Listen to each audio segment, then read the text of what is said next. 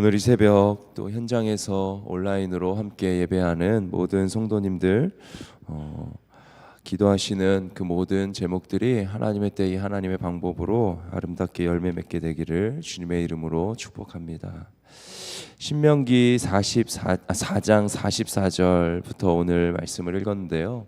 오늘부터 읽은 그 내용 이하는 모세의 두 번째 설교를 담고 있습니다.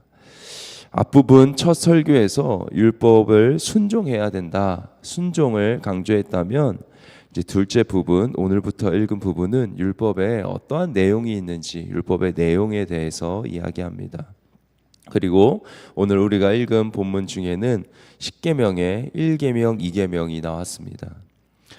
먼저 44절, 4장 44절부터 49절까지는 이 말씀이 선포되어진 장소와 시기가 어떤 곳이고 어디서고 언제인지를 알려줍니다.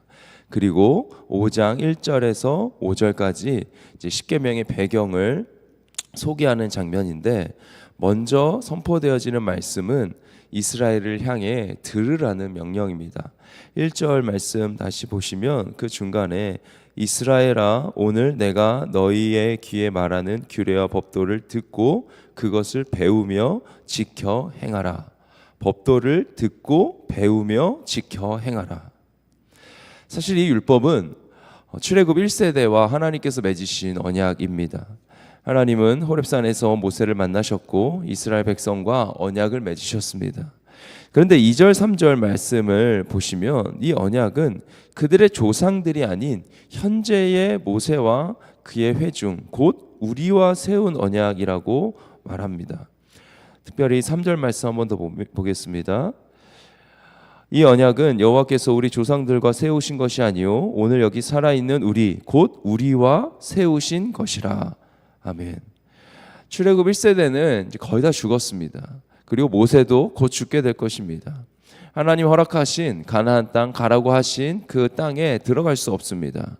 그렇기에 모세는 이 율법의 주인공은 1세대가 아니라 1세대만 아니라 지금을 살아가는 현재 세대, 우리라고 강조합니다. 이것은 오늘날을 살아가는 우리 성도들에게도 동일하게 적용되는 말씀입니다. 분명 하나님의 말씀은 아주 오래전에 기록되었습니다. 그리고 대부분의 성경은 누군가에게, 즉 그 말씀을 처음 대했던 그 독자로서의 1세대가 있습니다. 처음 말씀을 받고 읽은 사람들이죠.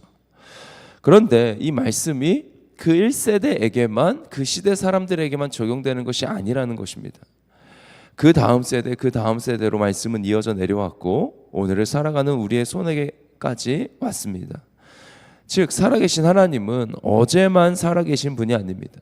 성경이 기록될 때에만 살아계셨던 분도 아니고 오늘 지금도 살아계신 분입니다. 그리고 앞으로도 영원히 살아계신 분이십니다. 따라서 하나님은 성경을 통해 어제도 말씀하셨고 오늘도 말씀하시고 내일도 말씀하십니다. 말씀을 가까이 하며 살아가는 것은 아무리 강조해도 부족한 것 같습니다. 우리는 너무나도 쉽게 하나님의 말씀이 아닌 다른 것에 우리의 마음을 빼앗깁니다. 영상 미디어 시대를 살아가는 오늘날 우리는 하나님의 말씀인 이 텍스트로 글로 기록된 이 책을 보는 것보다 영상을 보고 핸드폰을 통해서 유튜브를 보는 것이 더 익숙해진, 그래서 요즘 그런 이야기들이 아주 종종 나오는데요. 글을 읽는 문해력이 상당히 떨어져서 학교에서도 수업을 진행하기가 어렵다라는 이야기도 들립니다. 따라서 이제는 우리의 본성이 자연스럽게 영상으로, 그리고 읽기 쉬운 글로, 그 다음에 만화로 이렇게 우리가 본성이 그렇게 흘러가는 것입니다. 따라서 하나님의 말씀을 읽고 또 깊이 생각하고 묵상하고 또 그것을 붙들고 살아가는 것, 이건 우리의 본성을 거스르는 일입니다. 새해가 되면서 많은 성도님들이 다짐을 합니다. 우리 청년들도 다짐하는 청년들 봤습니다. 새해 경건 훈련의 계획을 세우죠. 그 가운데 성경이 빠지지 않습니다. 따라서 모세가 이스라엘 백성을 향해 하는 권면은 오늘 우리를 향한 하나님의 마음입니다. 듣다, 배우다, 지켜 행하다. 올 한 해 계속해서 놓치지 말고 듣고 열심을 내서 배우고 허락하신 마음을 잘 지켜 행하는 우리 모두가 되기를 간절히 소망합니다. 십계명의 첫 계명이 7절에 나옵니다. 우리 7절 말씀 5장 7절입니다. 한 번 더 읽겠습니다. 함께 읽을까요? 시작. 나 외에는 다른 신들을 내게 두지 말지니라. 아멘. 이스라엘 백성과 즉 하나님을 믿는 성도와 하나님 사이에는 독점적인 관계가 있습니다. 누가 끼어들 수 없는 관계죠. 신명기는 이방 신들의 존재를 부인하거나 없다라고 말하지 않습니다. 하지만 그 신들 중에 오직 한 분 여호와만 섬기라 명합니다. 이 계명, 두 번째 계명은 우상에게 절하지 말아라, 우상을 섬기지 말라라고 말씀하시는데요. 즉 다시 종이 되지 말라는 명령이죠. 하나님은 이스라엘 백성에게 자유를 허락하셨습니다. 애굽에서 종살이하던 그들을 건져내셔서 그들에게 자유를 주셨습니다. 그런데 절한다는 것, 섬긴다는 것은 무엇을 뜻하죠? 다시 종이 되는 것을 뜻합니다. 그렇게 절대로 우상과 형상을 만들지 말고 절하고 섬기지도 말라 명하십니다. 이렇게 모세를 통해 하나님은 명령을 주셨습니다. 이 명령을 듣고 배우고 지켜 행해야 생명을 얻을 수 있습니다. 그리고 이러한 명령은 계속해서 신명기를 읽으면서 나옵니다. 자, 우리가 여기서 한 가지 더 생각해 보고 살펴볼 것이 있는데, 너희가 명령을 지켜서 어떻게 살아야 한다라고 말씀하시기 전에, 즉 십계명을 허락하시기 전에 하나님은 내가 어떤 분이신지를 먼저 소개하십니다. 5절 6절 말씀입니다. 5장 5절 6절 말씀 제가 한번 더 읽겠습니다. 그때 너희가 불을 두려워하여 산에 오르지 못하므로 내가 여호와와 너희 중간에 서서 여호와의 말씀을 너희에게 전하였노라. 여호와께서 이르시되, 하나님 말씀하시는 분이십니다. 6절입니다. 나는 너를 애굽 땅 곧 종 되었던 집에서 인도하여 낸 내 하나님 여호와라. 아멘. 하나님 어떤 분이신가요? 하나님 말씀하시는 분이시고, 그리고 이스라엘이 애굽 땅에서 종으로 살고 있을 때 그들을 구원하고 광야에서 인도하여 지금 가나안 땅 코앞까지, 가나안 땅까지 들어가게 하시는 분이 바로 하나님이십니다. 이스라엘 백성들이 구원받기 위해서 무슨 특별한 일을 했나요? 하나님께 뭔가 특별한 기여를 했을까요? 그들이 다른 세대보다 더 겸손하게 엎드리고 윤리도덕적으로 살았나요? 이웃을 향해 봉사를 더 많이 하고 그리고 뭔가 하나님께 더 많이 올려드렸을까요? 그렇지 않습니다. 이전 세대와 동일하게 부르짖었을 것입니다. 살려달라고. 그러나 하나님의 때가 찼을 때, 하나님은 하나님 나라 계획 안에서 이스라엘이 먼저 부름을 받는데 그 부름에 받을 때를 정하셨고, 그때 하나님이 부르셨고, 그리고 축복을, 구원의 경험을 누리게 하셨습니다. 따라서 구원의 근거를 찾자면 인간에게, 이스라엘 백성에게, 종되었던 애굽에서 종살이하던 그들에게 있는 것이 아니라 하나님의 사랑에 있습니다. 하나님이 사랑하셨기 때문입니다. 구원의 하나님, 사랑의 하나님이 허락하신 율법, 그렇기에 철저히 사랑하기 위해서, 자유를 얻고 누리게 하기 위해서 허락하신 율법입니다. 수고로운 짐이 아니라 특권이고, 부담스러운 속박이 아니라 자발적인 순종이 되어야 합니다. 하나님은 바로 사랑을 근거로 우리를 구원하시는 유일하신 신이기 때문입니다. 다른 신들은 뭔가를 가져오면 그거에 의해서 보답하겠다고 말하지만 하나님은 그것을 요구하지 않으십니다. 단지 하나, 우리의 마음을 요구하시고, 그리고 사랑의 그 사랑 그 자체이신 그 사랑을 근거로 우리를 구원하십니다. 따라서 첫째 계명, 둘째 계명에서 요구하는 것입니다. 나 외에 다른 신을 두지 말라.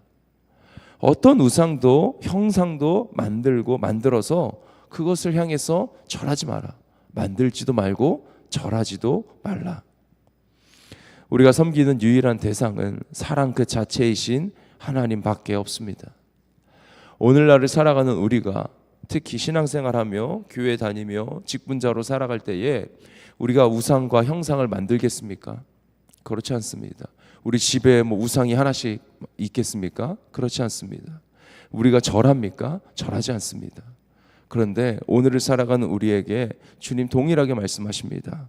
어떠한 신을 두지 말고 우상과 형상 만들지 말라. 우리가 눈에 보이는 것 만들지 않지만 눈에 보이지 않는 우상과 형상을 만들고 있기에 주님 오늘도 말씀하십니다. 신들의 전쟁, 거짓 신들의 전쟁의 시대를 우리가 살아가고 있습니다.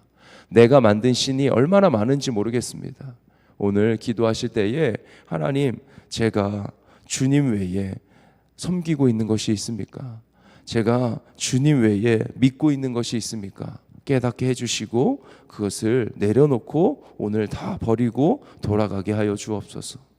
우리를 가장 잘 아시고 사랑하시고 참 자유를 주시는 하나님, 하나님만 섬기는 우리의 삶 되기를 간절히 기도하는 이 새벽 되시길 주님의 이름으로 축복합니다. 기도하겠습니다. 살아계신 하나님, 다시 한번 깨달았습니다. 하나님, 사랑하셔서 우리를 구원하셨고 그 사랑 안에서 자유를 누리며 살아가라 하시니 참으로 감사를 드립니다. 하나님, 수고로운 짐이 아니라 예수 믿고 살아가는 우리의 삶의 특권이었습니다. 부담스러운 속박이 아니라 자발적인 순종으로 살아내야 하는 복임을 다시 한번 깨닫습니다. 허락하신 말씀 붙잡고 시작한 2024년 계속해서 하나님 말씀을 듣고 배우며 순종하는, 행하는 우리 모든 성도들의 삶이 되게 하여 주옵소서. 무엇보다 저의 삶이 철저히 말씀 앞에 무릎 꿇는 삶 되기를 간절히 소망합니다. 혹시 주님 아닌 다른 것을 섬기고 있는 것이 있습니까? 내가 신을 만들어 섬기고 있는 것은 아닙니까? 하나님, 다시금 깨닫게 하시고 거짓 신들의 전쟁터에 살아가는 모든 성도님들, 그 전쟁터 한복판에서 오직 한 분 여호와 하나님만 섬기는 모든 성도들의 삶이 되게 하여 주옵소서. 살아계신 예수님의 이름으로 기도드립니다. 아멘. 하늘에 계신 우리 아버지여, 이름이 거룩히 여김을 받으시오며 나라가 임하시오며 뜻이 하늘에서 이루어진 것 같이 땅에서도 이루어지이다. 오늘 우리에게 일용할 양식을 주시옵고 우리가 우리에게 죄 지은 자를 사하여 준 것 같이 우리 죄를 사하여 주시옵고 우리를 시험에 들게 하지 마시옵고 다만 악에서 구하시옵소서. 나라와 권세와 영광이 아버지께 영원히 있사옵나이다. 아멘.